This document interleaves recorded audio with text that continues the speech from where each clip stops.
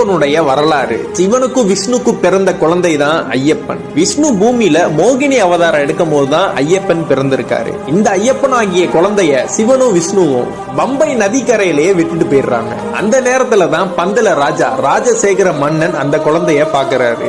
அந்த குழந்தையோட கழுத்துல மணி மட்டும் தொங்குனனால அவருக்கு மணிகண்டன் பேர் வைக்கிறாரு. தனக்கும் ரொம்ப வருஷமா குழந்தை இல்லாதனால அந்த குழந்தைய இவர் வளர்க்க ஆரம்பிக்கிறாரு. இவரோட அரண்மனைக்கு அந்த குழந்தைய கூட்டிட்டு போய் பாசத்தையும் வீரத்தையும் சொல்லி கொடுக்கிறாரு இந்த பந்தல ராஜா.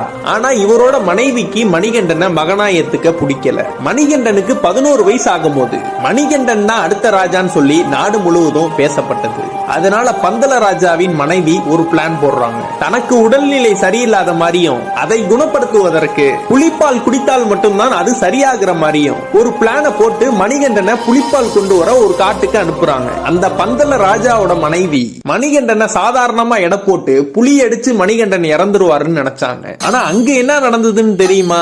ஆனா நம்ம மணிகண்டன் புலிப்பால் கறந்தது மட்டும் இல்லாம ஒரு புலி பட்டாளத்தோடைய புலிகளனா கூட்டிட்டு வராரு மணிகண்டன். அதுக்கப்புறம் அந்த பந்தல ராஜாவின் மனைவியும் பார்த்து வியந்து போய் மணிகண்டனின் காலில் விழுந்து என்னை மன்னித்து விடுங்கள்னு சொல்றாங்க.